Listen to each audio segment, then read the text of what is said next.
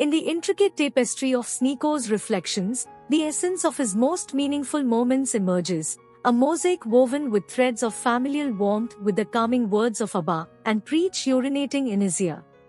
Hey, yo. The most joyous moments of my life were coming home and then seeing all my kids around and then getting to spend time with them. And that divorce, going through that whole process, that really... Chad, do you remember the stream? Stole from me, like, what I realized was my biggest joy. I spend time with my nieces now. I spend time with my mom, taking her out to dinner, you know, showing her good stuff. And I realized, like, that's the stuff that matters for me. I've had, if I get new when it's not even, but when I spend time with my niece and I'm watching her, like, walk for the first time, or I'm seeing her say words, like, that's different. So you giving up on your... Yeah, you're getting tired. You're getting older. Like, that's just like, I'm too tired of... That sounds boring. I don't want to be... When I'm 32, I want to be double the I'm now. I want to be having a bigger house. Having I was wrong. Like Hugh Hefner. That's what makes you. That's what keeps your balls going. Like you can't let go of that. You can't let go of your manhood at a certain age. If you give up on that, like, oh, I like playing macaroni drawings with my kids. You trying to say something? He was just clowning you, but that was the young him. You understand what I'm saying? Wasn't even that young. That was 1 year ago. It was about 1 year ago. 9 months ago. It just makes me laugh. How drastic the changes in rhetoric, where it's like now he sounds like a Ben Shapiro clone. But look. Okay, I don't sound like Ben Shapiro. It's a little bit different. Rollo is a Christian, wrote a whole book about how Christian churches no longer promote masculinity, explains why LGBT has infiltrated the church. Okay, it doesn't sound like he's a Christian if he doesn't agree with what the church is doing at all. Sounds like he's not a Christian. And also, he tweeted saying that faith is for the weak-minded the other day. Wow, it's funny that I just brought up that, like, I'm thinking I just used Dan Bilzerian and Hugh Hefner as an example, and then that's what I was talking about. But that's like when I was full, like that's the journey to finding truth. Feminism is a lie. Wokeness is a disease. Here's the red pill. Who's the figureheads of the red pill? Dan Bilzerian, Hugh Hefner. That's the lifestyle. Then you look further, you realize it's empty, bitches and whatever. You don't find any meaning with that. That gets old. So you got to find something else. For a lot of people, that will take a lot longer, but it didn't take me that long to really realize that. And especially having that, exploring these ideas publicly and having the chat and having all these debates and discussion, I think sped run a lot of that process. But basically, look, that's the same thing that happened with Andrew Tate, for example. Andrew Tate, throughout his 20s, kickboxer, but also like ran an OnlyFans business and stuff like that, fucking all these girls. Tristan Tate fucked the most famous girl in Romania, in the club all the time, always trying to be with women. They call themselves playboys.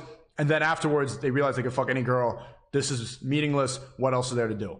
It took me like a year, 2 years, or I would argue longer to get to the point where I am now.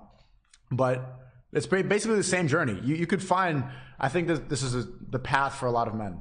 I'm not mad at it because what he's saying is true. So at the end of the day, is the change genuine? Whatever. Who knows? I don't know. I'm not going to get somebody's head. It doesn't matter. People are encouraging people to be more community oriented and think more about things that are important in life. I support that kind of messaging. Well, we make fun of women all day for wanting to be girl boss queens and sleep around and have all this, and then you tell guys be a playboy instead of raise a family. That's the same advice on the other side. Because here's the thing: when you're a playboy, you're going to be better at raising the family. Qu'est-ce que t'as dit, mon cher?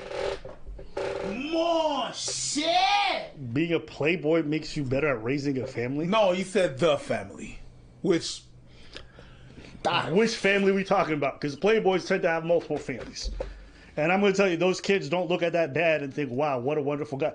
Ask a lot of women or sons or men what it was like to have a dad who's a womanizer, who's out here sleeping around doing left to right center. They don't necessarily speak about those people in glowing colors. They don't be like, oh, he was really present in my life. He was really invested. Oh, yeah, the way he treated my mom and how happy she was, everything was fit. It's fine to want to go do your hedonism and fuck left, right, and center, but don't pretend like it's actually helping families. Being a guy getting a lot of girls. And then... It's too bad that Abba has said, and I mean, I have too, but so many disrespectful things about myself and about Fresh and Fit, because the discussion that they could have would be so good, but it's like there's so much animosity between them over the years. Chad, type of one if you think it's possible that there could be a collab in the future. Actually, it's probably not even possible. The type of one if you want that. I don't know if it's possible, but type of one if you want that. I think a lot about like what Myron would say, for example. Like, no, you guys don't want that. 2, okay, nobody wants that. I think a lot about, like, for example, Jadian will tell me, yo, Sneako, you should do an IRL collab with Moist Critical Penguin Zero, that dude. And then I hear Jadian like content, yeah, it's gonna be great. And I'm thinking like, yeah, I mean, it would do really well. But then I also hear Myron that's like, fuck. You know, that it's a battle, that these people aren't to be trusted. So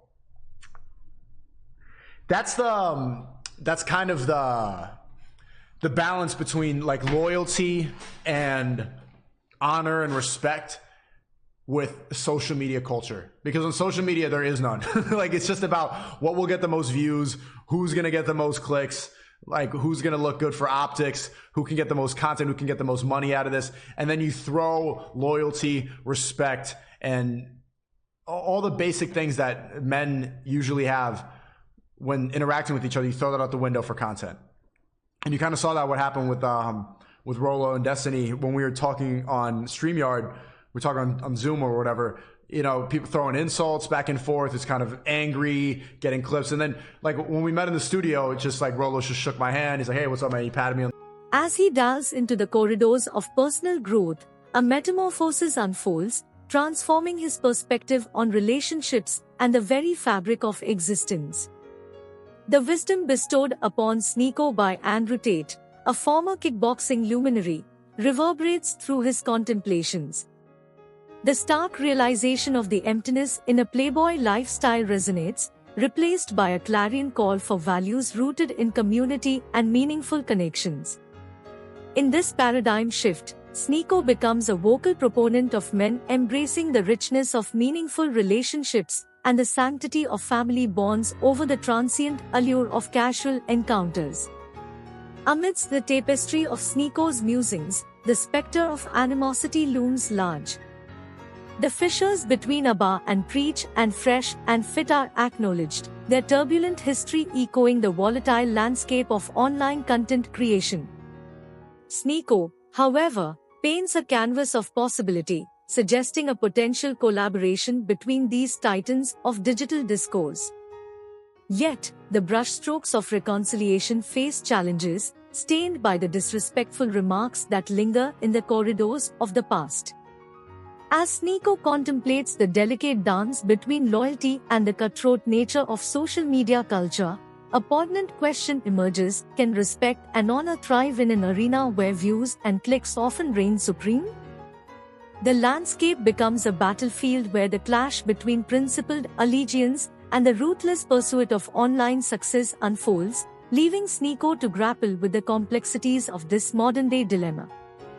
Drawing a parallel from his own experiences with Rolo and Destiny, Sneako navigates the fine line between virtual animosity and the nuances of face-to-face interactions. In this paradoxical dance, insults hurled online become mere echoes when confronted with the tangible presence of fellow content creators. The dissonance between the virtual battlefield and the real-world camaraderie exposes the multifaceted nature of online relationships. In the grand theater of Sneako's reflections, the overarching theme becomes a quest for authenticity amidst the digital cacophony. The dichotomy between the curated personas of online adversaries and the potential for genuine connection in person becomes a leitmotif. Sneako, as both a spectator and a participant, threads the needle between these contrasting realms, navigating the labyrinth of social media dynamics with a discerning eye. The crescendo of Sneako's contemplations reaches its zenith with a call for harmony amidst discord. The possibility of collaboration, though tinged with challenges, emerges as a beacon of hope in the turbulent seas of online rivalries. Sneako, with the wisdom of his reflections, becomes a harbinger of a more conciliatory future, a future where respect and understanding can perhaps eclipse the shadows of past animosities. In the final act of Sneako's introspective journey, the curtain descends with a lingering question: can the digital arena evolve beyond the tumultuous currents of disrespect and rivalry? The echoes of Sneako's reflections reverberate, inviting contemplation on the delicate interplay between loyalty, online success, and the enduring pursuit of authentic connections in the ever-evolving landscape of digital discourse. The digital stage is also fraught with the potential for miscommunication and misunderstanding. The absence of face-to-face interaction and nonverbal cues heightens the risk of misinterpretation. Tone and intent can be easily misconstrued in the absence of contextual cues, leading to unintended conflicts. Thus, effective communication becomes paramount in overcoming the hurdles of digital collaboration. Yet, amidst these challenges lie the tantalizing rewards of collaboration. The amalgamation of diverse talents, perspectives, and audiences can create a synergy that transcends individual capabilities. The potential for creative innovation and novel ideas emerges as a beacon, drawing creators into a collaborative orbit that amplifies their collective impact. Collaboration also opens doors to a broader audience. By tapping into the existing fan bases of each collaborator, content reaches new corners of the digital realm. The cross-pollination of audiences not only expands reach but also fosters a sense of community, a shared space where diverse voices converge, creating a richer tapestry of content. In the evolving landscape of online dynamics, collaborations act as catalysts for growth. The interplay of skills, ideas, and perspectives fuels an ecosystem where creators push boundaries and explore uncharted territories. The collaborative spirit becomes a driving force behind content evolution, allowing creators to adapt and thrive in the ever-changing digital landscape. However, the rewards of collaboration are not without nuance. While the potential for growth and exposure is vast, creators must navigate the fine line between retaining individual authenticity and harmonizing with collaborative endeavors. Striking this balance is crucial to ensuring that collaborations remain genuine expressions rather than diluted compromises.